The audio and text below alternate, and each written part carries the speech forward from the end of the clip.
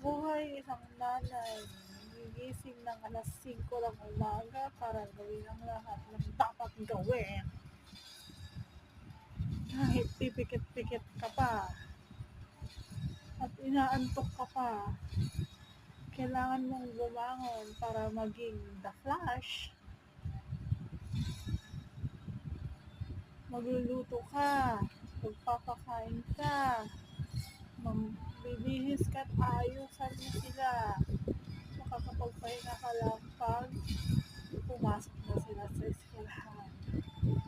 So, yun lang guys. Babush!